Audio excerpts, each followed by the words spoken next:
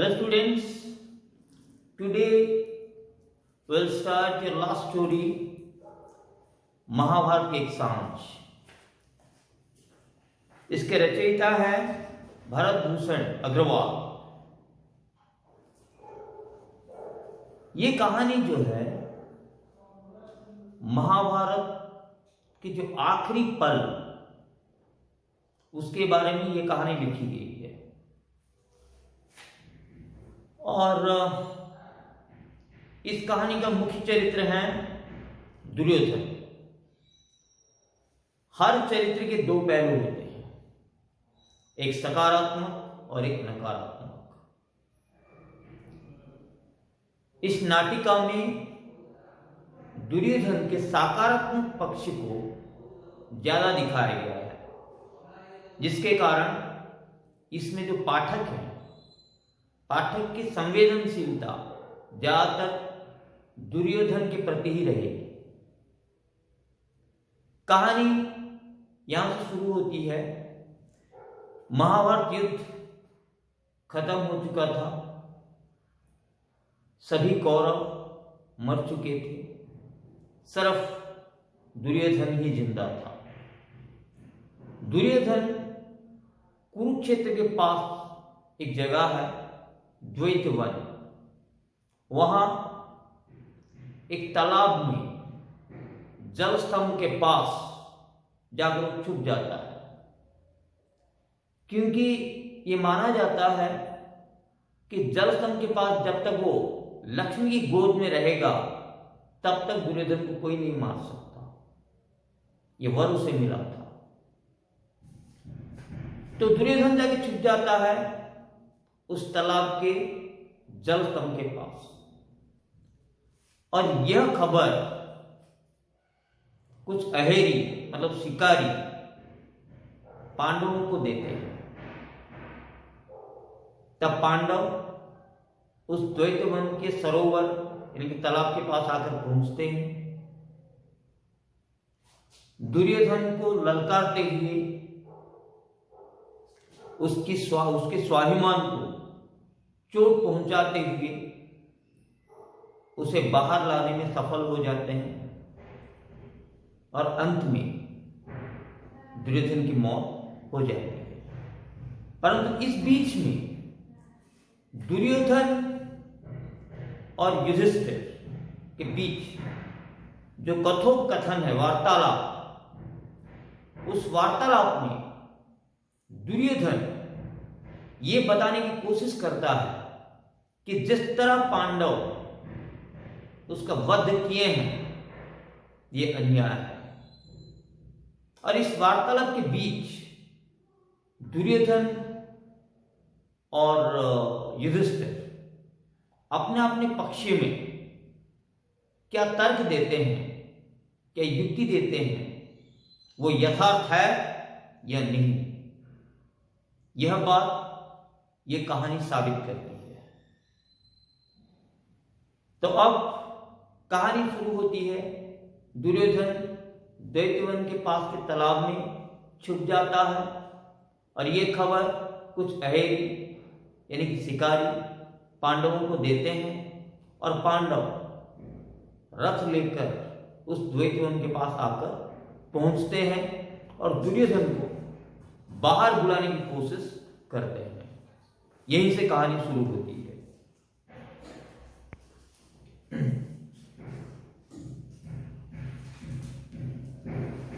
धृतराष्ट्र ठंडी सांस लेकर, अब धृतराष्ट्र को पास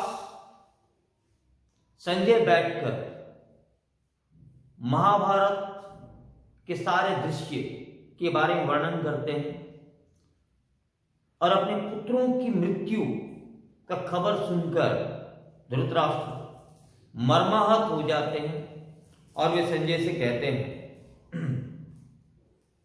कह नहीं सकता संजय, किसके पापों का यह परिणाम है, किसकी भूल थी जिसका यह भीषण विस्फल हमें मिला। ओह, क्या पुत्र में अपराध है, पाप है?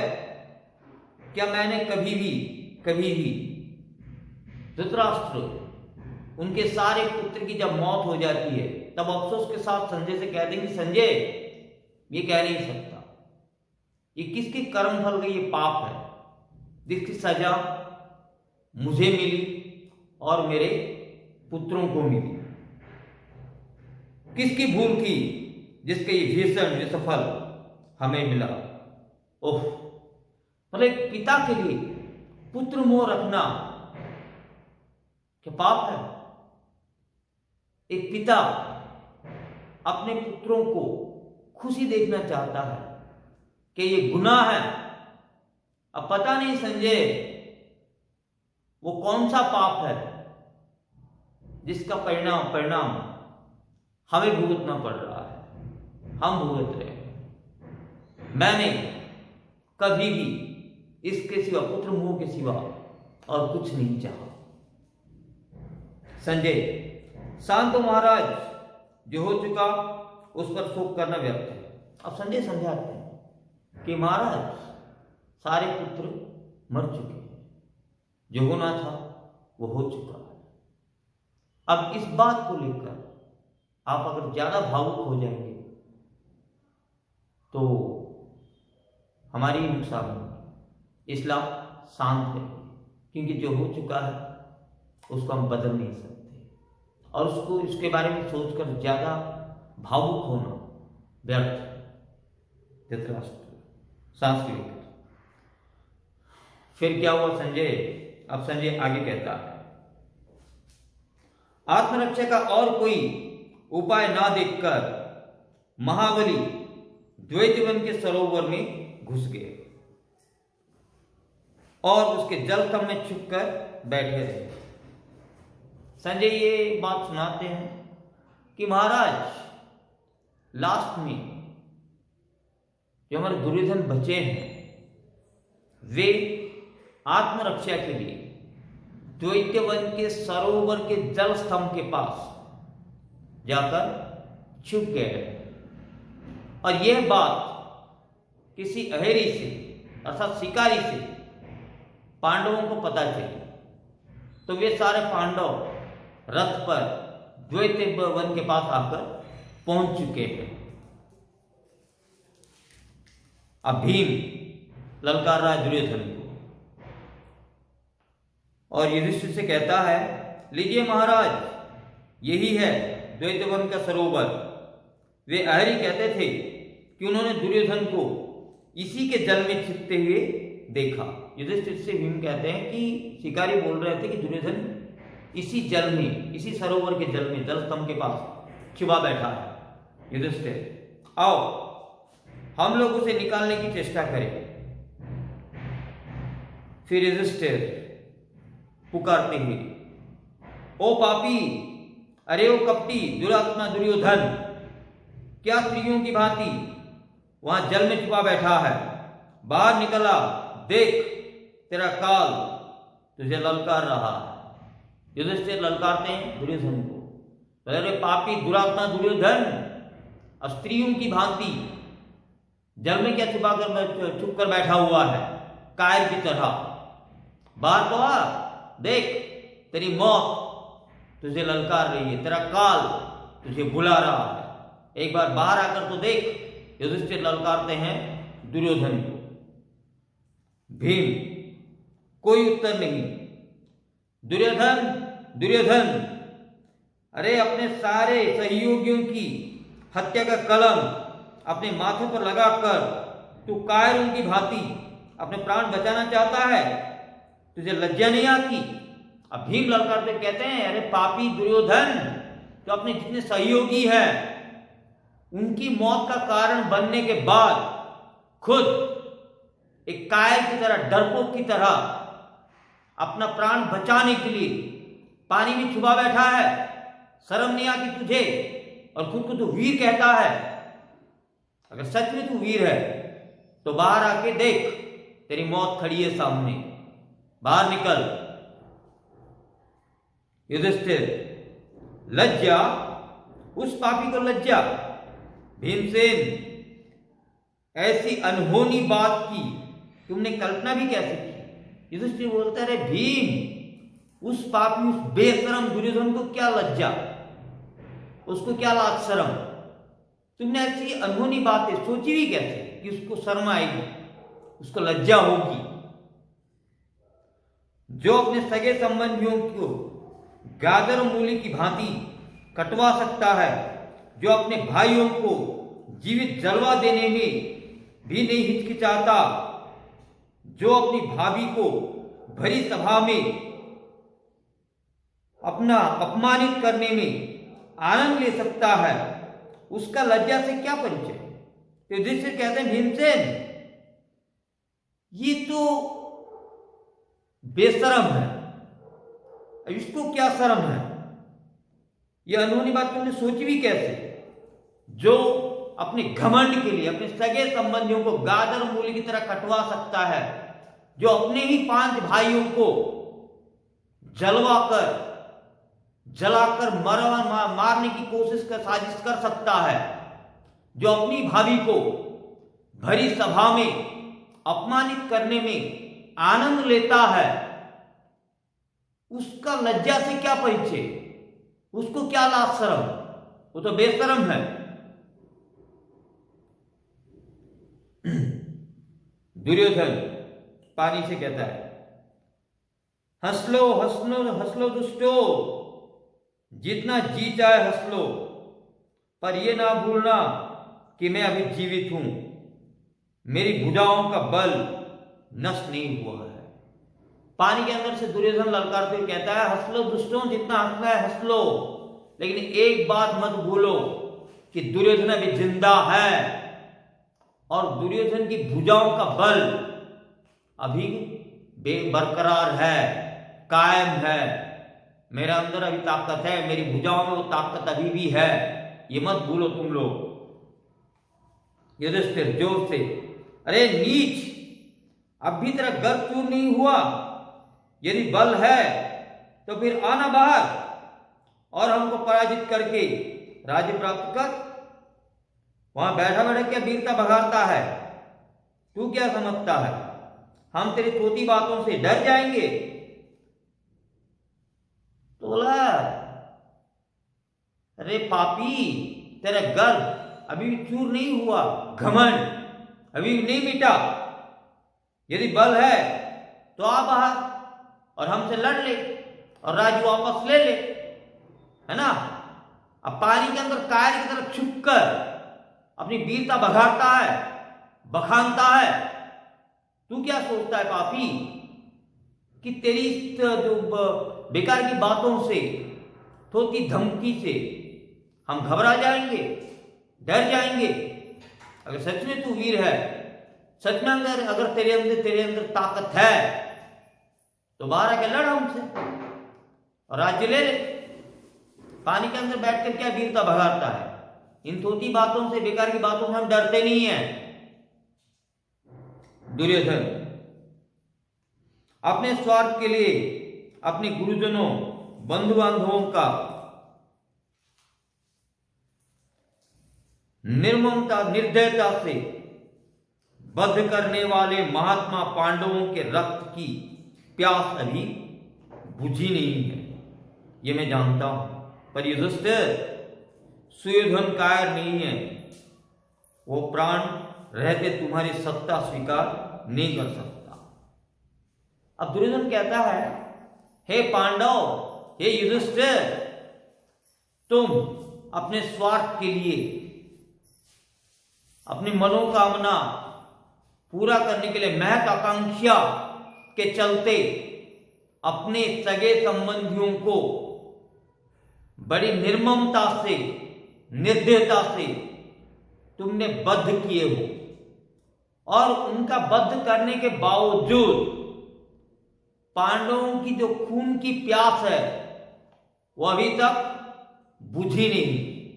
ये तो मैं जानता हूं, लेकिन एक बात याद रखो, जब तक मेरे शरीर में प्राण है तब तक मैं तुम्हारी सत्ता स्वीकार नहीं कर सकता। तुम्हें हस्तिनापुरी की सत्ता नहीं सौंप सकता और सौंपूंगा भी नहीं जब तक मेरे शरीर में प्राण है। भीम, तो फिर आना बाहर और दिखा अपना पराक्रम। जिस कालाग्नि को तूने वर्षों घूत देकर उभारा है, उसकी लपेट में तेरे साथी तो स्वाहा हो गए। उसके घेरे में अब घेरे से तू क्यों बचना चाहता है? बोला ठीक है, अगर तू लड़ना ही चाहे तो बाहर आ, दिखा अपना पराक्रम। जिस नफरत की आग को तूने बरसों घूस देकर घी डाल डालकर जलाया है, उस आग की लपेट में तेरे सारे साथी आ गए और स्वाहा हो गए, मर गए। अब तू उस आग की घेर से क्यों बचना चाहता है? और सच में तू वीर है तो बाहर आ और हमसे लड़।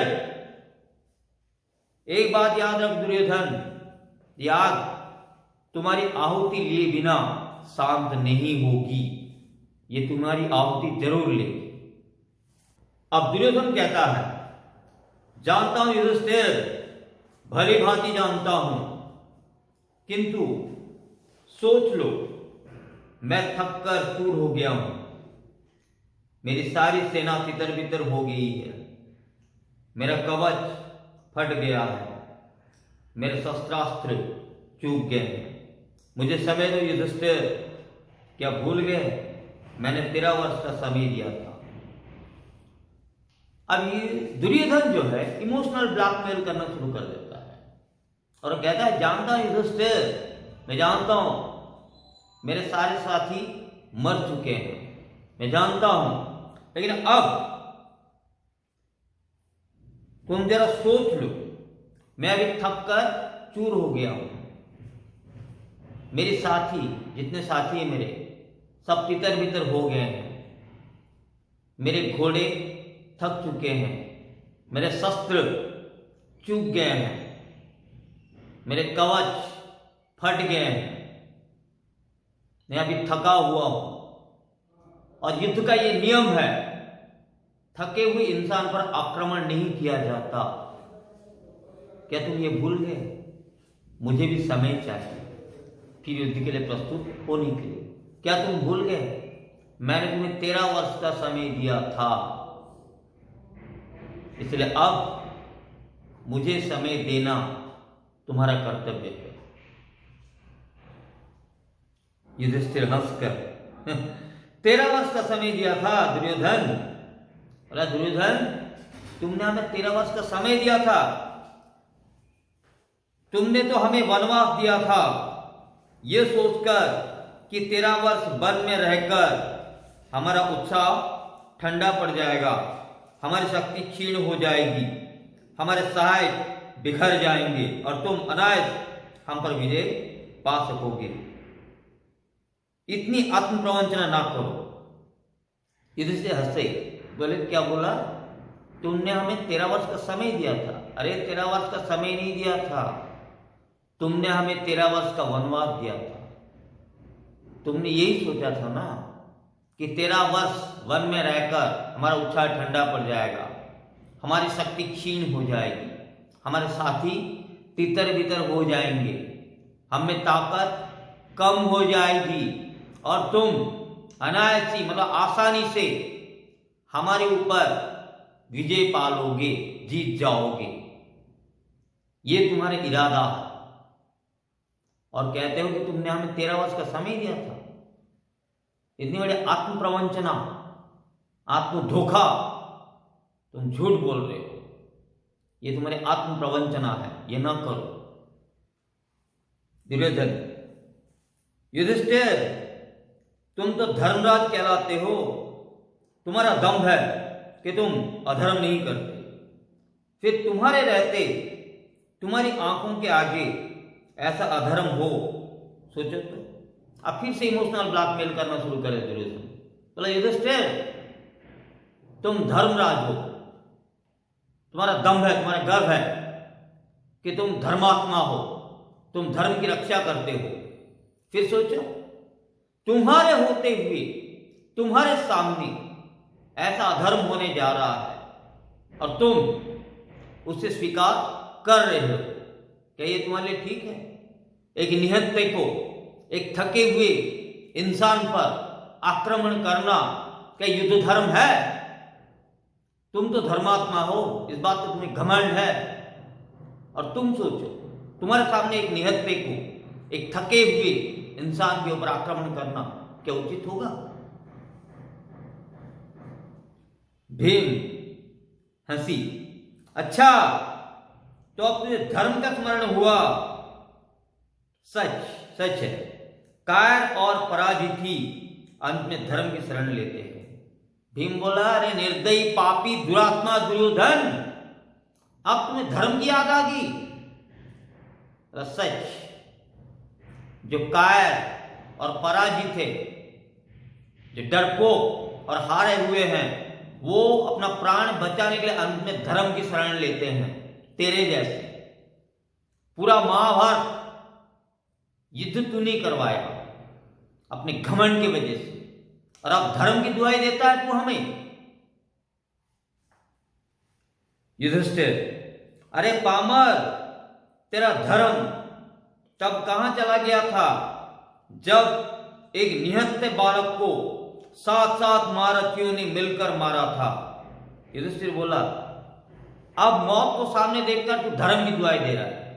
अरे तुम्हारा धर्म तब कहां चला गया था जब 14 साल के एक निहत्थे बालक को 7 महारथी घेर कर मारे थे अभिमन्यु को। तब तुम्हारा धर्म कहां गया था? अब मौत को सामने देखकर अब तू धर्म की दुहाई दे रहा है। जब आधा राज्य तो दूर, सुई की नोक बराबर की भूमि देना तुझे अनुचित लगा था। दुर्योधन, तूने कहा था बिना युद्धे सुचाग्र मेदिनी भी नहीं दूंगा। बिना युद्ध के एक सुई के बराबर जगह देना तुम्हें अनुचित लग रहा था हम 5 भाइयों को। तब तेरा धर्म कहां गया था? अब जो तू धर्म की दुहाई दे रहा है, अपने अधर्म से इस पुण्य लोक भारत भूमि में द्वेष की ज्वाला धरकाकर अब तू धर्म की दुहाई देता है। धिक्कार है तेरे ज्ञान को, धिक्कार है तेरी वीरता को। बोला, अपने जो पापी सोच और अपने अधर्म और कुकर्म के द्वारा इस पुण्य लोक भारत भूमि को नफरत की आग में जलाकर झोंक कर अब अंत में तू धर्म की दुहाई देता है। धिक्कार है तेरे जैसे ज्ञानी पर, धिक्कार है तेरे ज्ञान पर, धिक्कार है तेरी वीरता पर, जो मौत को सामने देखकर कायर की तरह धर्म की दुहाई देता है, धर्म की आड़ में बचना चाहता है। दुर्योधन, एक निहत्थे थके हुए व्यक्ति को घेर कर वीरता को उपदेश देना सहज युधिष्ठिर, मुझे खेद है, मैं इसके लिए तुम्हारी प्रशंसा नहीं कर सकता। दुर्योधन बोला, युधिष्ठिर, अब जो वीरता की बखान तुम कर रहे हो, जो वीरता की कहानी नियम तुम सुना रहे हो, एक निहत्थे को घेर कर वीरता को उपदेश देना हर किसी के लिए आसान है। मुझे खेद है कि मैं इस ज्ञान के लिए तुम्हारी प्रशंसा नहीं कर सकता, मुझे इस बात का अफसोस है। पर मैं सच कहता हूं तुमसे, इस नर हत्याकांड से मुझे विरक्ति हो गई है। इस रक्त रंजित सिंहासन पर बैठकर राज्य करने की मेरी कोई इच्छा नहीं है। तुम निश्चित मन से जाओ और राज्य करो, राज्य भोगो। सुयोधन तो वन में जाकर भगवत भक्ति में दिन बिताएगा। अब दुर्योधन फिर से आ गए इमोशनल ब्लैकमेलिंग पर। कहता है, हे युधिष्ठिर, मुझे इस नर हत्याकांड से, इस खून खराबा से नफरत हो गई है, विरक्ति हो गई है। मैं उस रक्त रंजित खून से भिगा हुआ उस सिंहासन पर, खून से लथपथ उस सिंहासन पर बैठना नहीं चाहता हूं। अब दुर्योधन युद्ध करना नहीं चाहता है। अब उसे शांति चाहिए। तुम 5 भाई जाओ और राज्य भोगना है तो भोगो। ये सुयोधन अब जंगल में जाकर भगवत भक्ति में अपना दिन बिताएगा, अपनी जिंदगी बिताएगा। अब जब मौत सामने दिखाई देने लगी तब दुर्योधन को भक्ति, धर्म, भागवत भक्ति ये सब याद आने लगे। भीम, व्यर्थ दुर्योधन, तेरी वह सारी कूटनीति व्यर्थ है। अपने पापों के परिणाम से अब तू किसी भी प्रकार नहीं बच सकता। बाहर निकलकर युद्ध कर, बस यही एक मार्ग है। भीम बोला, दुर्योधन आप तू जितना इमोशनल ब्लैकमेलिंग कर ले, अब कुछ होने वाला नहीं है। तेरी सारी कूटनीति अभी व्यर्थ है और अपने पापों के परिणाम से तू किसी भी तरह अब बच नहीं सकता। अब तेरे सामने एक ही रास्ता है, बाहर निकल और हमसे युद्ध कर। इसके सिवा तेरे सामने और कोई रास्ता नहीं है, बस एक ही रास्ता बचा है। अब बाहर निकलकर हमसे युद्ध करना ही पड़ेगा। अब तेरी इमोशनल ब्लैकमेल से हम प्रभावित होने वाले नहीं हैं। जो पाप तूने किया है उसका परिणाम तुझे भुगतना ही पड़ेगा। दुर्योधन, अप्रस्तुत को मारने से यदि तुम्हें संतोष मिलता है तो लो, मैं बाहर आता हूं। पर मैं पूछता हूं युधिष्ठिर, मेरे प्राणों का नाश कर तुम्हें क्या मिल जाएगा? कहते हैं अप्रस्तुत प्राणी को, मनुष्य को मारकर अगर तुम्हें संतोष मिलता है, खुशी मिलती है तो वही सही, लो मैं पानी से बाहर आ जाता हूं। लेकिन एक बात मैं पूछना चाहता हूं युधिष्ठिर, मुझे मारकर तुम्हें क्या प्राप्त हो जाएगा? तुम्हें क्या मिल जाएगा? एक निहत्थे को मारकर तुम्हें क्या प्राप्त होगा? फिर से इमोशनल ब्लैकमेल कर रहा है दुर्योधन। युधिष्ठिर, अरे पापी, यदि प्राणों का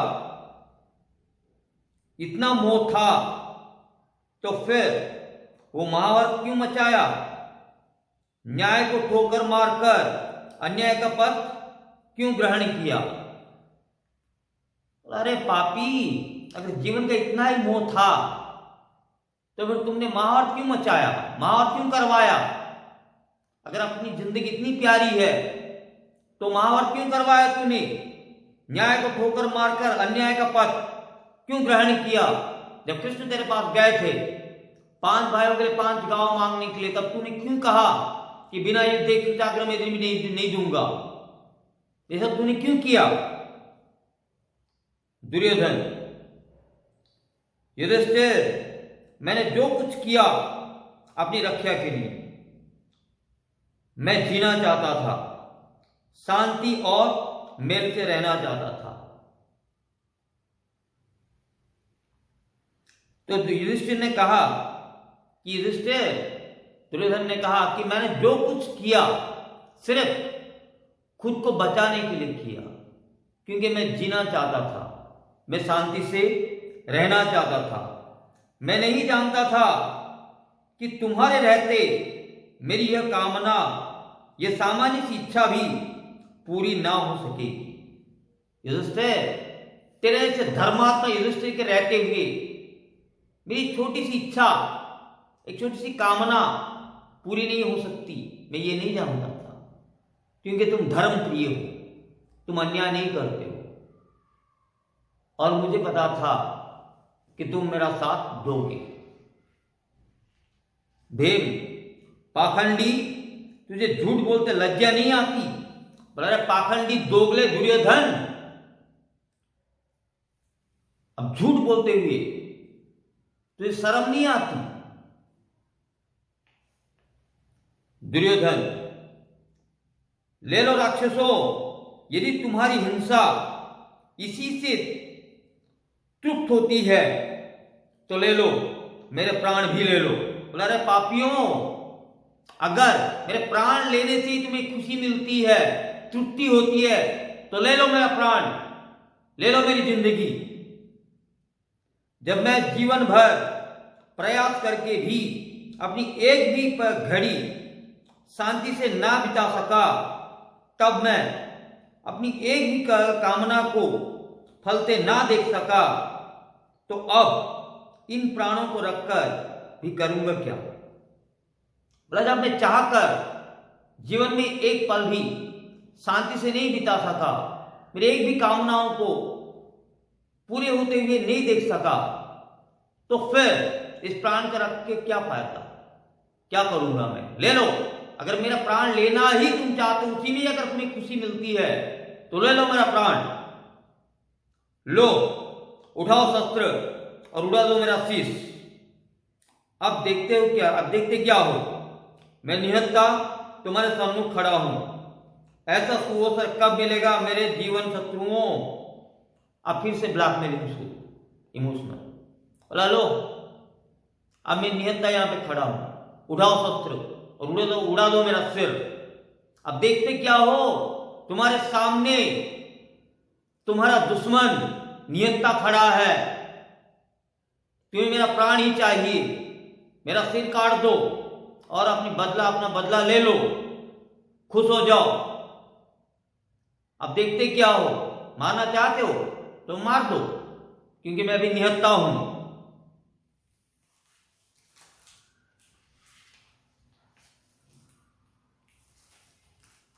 अब युधिष्ठिर, वाह, पहले वीरता का दम और अंत में करुणा की भीख। बोला वाह दुर्योधन, मानना पड़ेगा। पहले वीरता का दम, पहले बोला कि जब तक मैं जिंदा हूं, जब तक मेरे शरीर में प्राण है, तुम्हें हस्तिनापुर की सिंहासन पर बैठने नहीं दूंगा। मेरी भुजाओं का बल अभी कम नहीं हुआ है। ये दम और अंत में प्राण की भीख, करुणा की भीख, दया की भीख। कायरों का यही नियम है।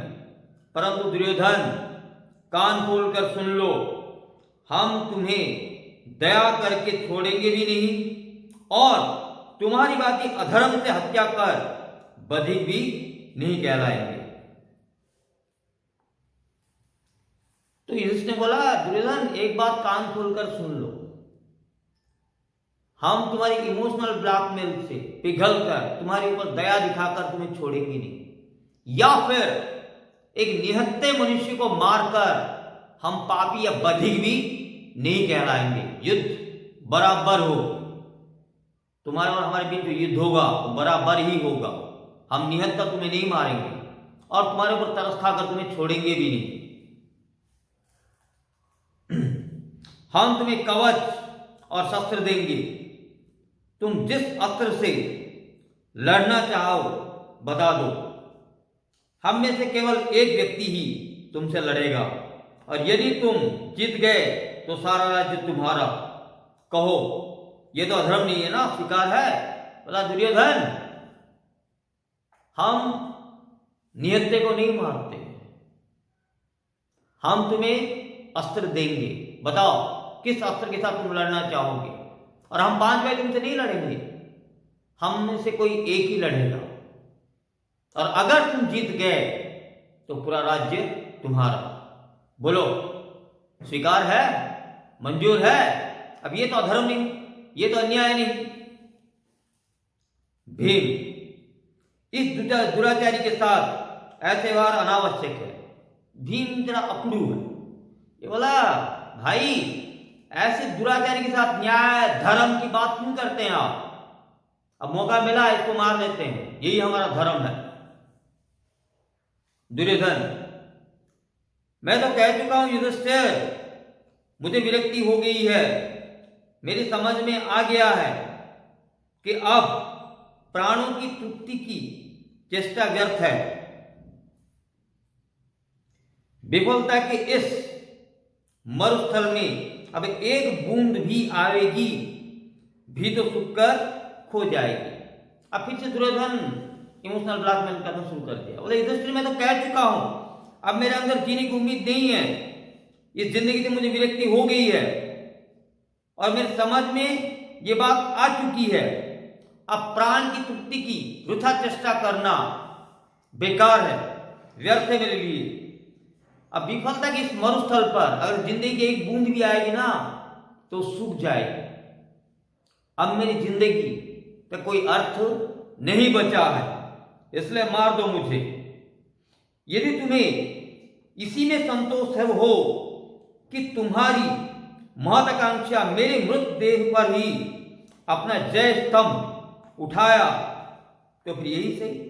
बोला युधिष्ठिर, अगर तुम्हें यही तुम्हारी महत्वाकांक्षा है कि मेरे मर्त शरीर पर तुम जय स्तंभ का ध्वज उड़ाना चाहते हो तो यही सही, पूरा कर लो जो भी कसर है। सांस लेकर चलो। यह भी एक प्रकार से अच्छा ही होगा। जिन्होंने मेरे लिए अपने प्राणों की बलि दे दी उन्हें मुंह तो दिखा सकूंगा।